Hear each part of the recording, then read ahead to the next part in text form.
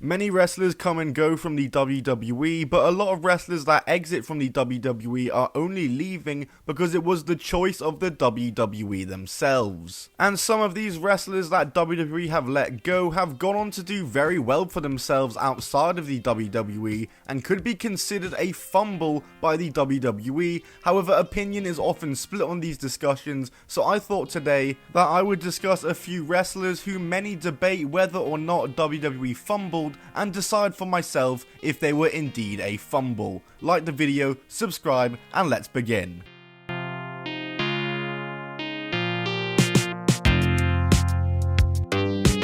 In April of 2018, Deonna Purrazzo was offered a contract with the WWE and she would accept it, leaving Ring of Honor in the process that summer and pulling out of wrestling at All In. And she would compete in the Mae Young Classic that year as well, as she made it to the quarterfinals but was knocked out by Io Sky. And then after that, she really did a whole lot of nothing in the WWE, like there really isn't much to say about it. She would only ever appear sporadically, doing just the most random things, like the time she challenged Toni Storm on NXT UK for the NXT UK Women's title, or when she appeared on Raw to get squashed by Asuka and Nia Jax, and Deonna would only occasionally appear on NXT TV, and when she did, it was to lose a match. She would actually appear on NXT's debut episode in USA though, being shown in the crowd alongside Chelsea Green, as their team called VXT was gonna be debuting, but that would never happen, and before anything could happen with Deonna, she was released in April of 2020 by the WWE as part of COVID budget cuts. She only wrestled 16 times on TV in 2 years, all of which were losses, and throughout her run was told that she wasn't TV ready. However, Deonna was straight on it after her release, as it was announced that she had signed with Impact Wrestling, and her first match back would be against Jordynne Grace for the Knockouts title at Slammiversary on July 18th. A match that Deonna Purrazzo would win to become Knockouts champion, and it was a match of the year contender. She would hold the title for less than 2 months as she lost it to Su Yung at Bound for Glory, but Deonna Purrazzo would win the title back the next month in November and would enjoy a very lengthy reign with the belt. In fact, she held it for 343 days, all the way until Bound for Glory in October of the next year. She defended it against Taya Valkyrie, Jazz, Thunder Rosa, and many others on her way to losing it to Mickie James at Bound for Glory 2021. However, not too long after, Deonna Purrazzo would face Roxy, the future Roxanne Perez, in a winner-takes-all match for Roxy's Women's Championship from Ring of Honor and Deonna Purrazzo's AAA Women's title that she had won during her Impact Knockouts title reign. And Deonna would win this match and would have gold to carry round once again. She would lose both these titles, obviously both on different shows,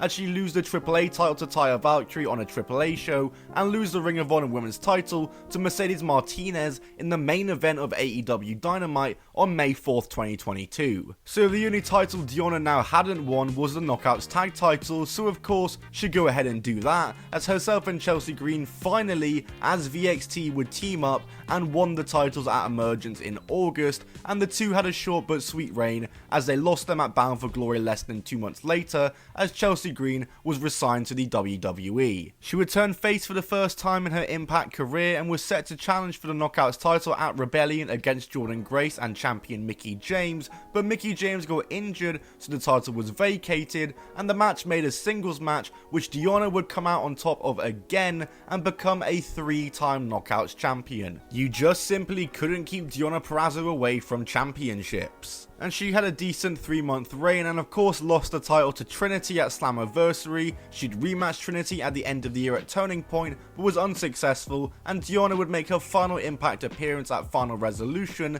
before going into free agency, and Deonna has of course debuted for AEW in her home state of New Jersey on the Jan 3rd 2024 episode, and since joining AEW she has gone on to feud with Toni Storm for the women's title and is now in the middle of a program with Thunder Rosa. And I would say that Deonna Purrazzo is a fumble for the WWE. I think she's a very good wrestler, very good on the mic, and would have brought something different to the WWE Women's division. However, she very much suits being in AEW, and I think that she'll do big things there.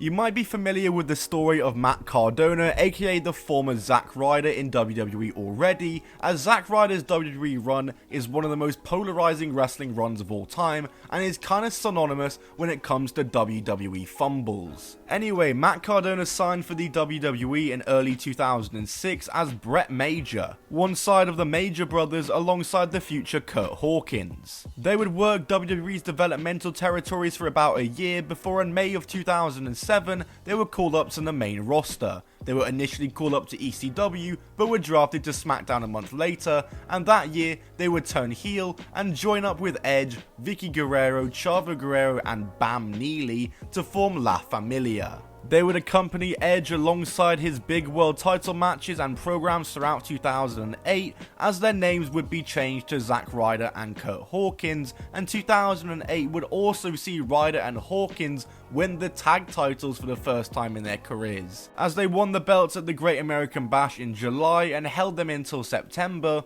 by which point they had been phased out of La Familia as the group had dissolved. They'd go back to being jobbers, and the team was split up in the 2009 draft when Ryder was drafted to ECW. Zack Ryder would spend the next year jobbing on ECW before the ECW brand closed, and then he was drafted to Raw where he'd do pretty much the same. However, in February of 2011, Zack Ryder would start posting a brand new video series on YouTube titled Z, True Long Island Story. And despite hardly being used on TV and being a jobber, this show got immensely popular, and as a result, We Want Ryder chants would take over the show. And so WWE just had to respond and answer by pushing the guy. And thus, at TLC 2011, Zack Ryder would win the US Championship to win his first singles title to a huge ovation and a great moment. And so what happened next, you ask? Well, WWE did everything they could to completely bury Zack Ryder. From Cena stealing his girl, to Kane just destroying him every week, to losing the title in just a month to Jack Swagger, and being embarrassed at WrestleMania, Zack Ryder had just had one of the craziest downfalls in WWE history. And the rest of his time in WWE was just kind of weird, as it seemed like they never knew what to do with him from there. They sent him back down to NXT where he did a tag team thing with Mojo Rawley, but he was still a jobber, but then they also gave him the IC title at Mania just for him to lose it the next night. Zack Ryder's booking was just weird. He'd get one more tag title reign with Hawkins, which was nice to see, but it didn't last long and wasn't very memorable, and on April 15, 2020, he was released from the company. And even before knowing what Cardona would go on to do, it can easily be said that this was a very clear fumble from the WWE. This guy was the most over wrestler in the entire company at one point, and they completely failed to capitalize on that. But since leaving the WWE, Matt Cardona has been incredible. He debuted in GCW to major heel heat, he's done death matches, wrestled in AEW, TNA, MLW, NWA, has won titles everywhere, and is the indie god. In fact, with how good he's been since leaving, I'm just surprised that WWE haven't brought him back yet. But along Cardona's side on the indies is none other than Steph DeLander, who you might remember as Persia Pirotta in NXT. Persia Pirotta was only in the WWE for just over a year, as she signed in March 2021 and would debut aligning herself with fellow Aussie Indy Hartwell. She teamed with Indy and they'd challenged for the tag titles a few times unsuccessfully, as well as also being in a romance storyline with Duke Hudson. But all of this would suddenly and abruptly end when she was released from the WWE in April of 2022, and since then she's wrestled for AEW,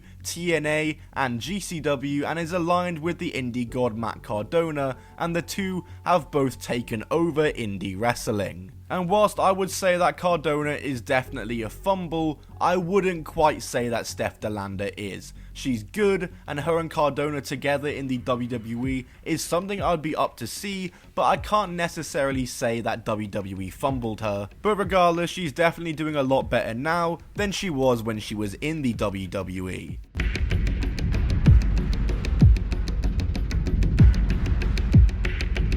Dijak was officially signed to the WWE in September 2017 and would start working the NXT live event scene for the next few months and would debut on NXT in May of 2018, working occasional matches on TV for the next few months under various names until WWE eventually landed on Dominik Dijakovic, and vignettes would begin to air promoting his official debut at the end of the year. And he would debut as a heel and start picking up wins and was set to enter a program for the North American title, but he got injured, so these plans were called off. But when he did come back in the summer of 2019, he would instantly start his highly acclaimed series of matches with Keith Lee, which is something that he's probably most known for in the WWE, and in this series he would win one match, Keith Lee would win the other, and the final match was a no contest. He would then turn face when he aligned with Keith Lee, Matt Riddle and Tommaso Ciampa to take on the Undisputed Era at War Games, and this match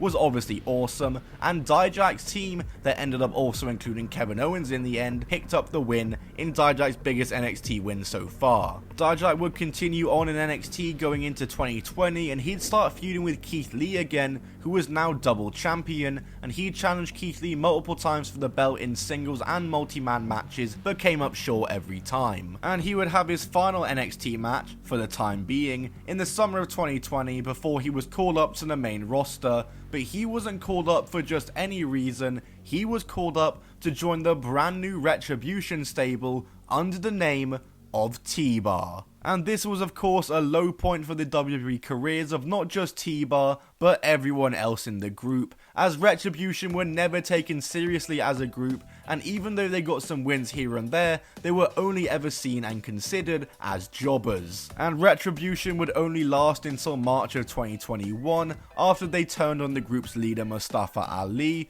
but despite the group being broken up, WWE kept his name as T-Bar, and he would continue teaming with Mace, which, while they were still a cool team, still nobody took them seriously because they still had that Retribution affiliation. They would be separated in the 2021 draft at the end of the year, and T-Bar would spend the next year relegated to main event and only occasionally appearing on Raw to lose. But in October of 2022, T-Bar would finally get the change he needed, as he was renamed to Dijak and would return to NXT. And this NXT run was a nice return to form and return to status for Dijak, as he was treated as a main eventer for the brand, and though he didn't win any titles, was involved in top programs and was booked to look strong throughout his entire time on NXT. He'd finish up with NXT in April 2024 as he was drafted back to Raw, and a new beginning seemed to be set for Dijak on the main roster.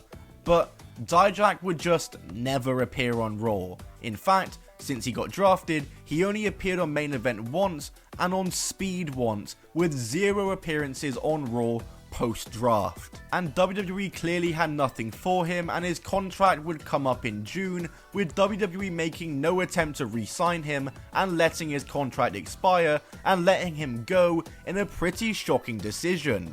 WWE really booked him strong in NXT just to bring him back to Raw and then let him go for no reason. In that sense, it's definitely a fumble. However, we're yet to see what Dijak has done and yet to see him do anything since leaving, as it's only been recent, but Dijak is straight back to work in the indies and has been backstage at AEW shows, so time will tell and then we can get a better judgment. That's it from me though guys. Like the video if you enjoyed it, subscribe to see future wrestling content. I'll see you all in the next video, goodbye and keep on rolling.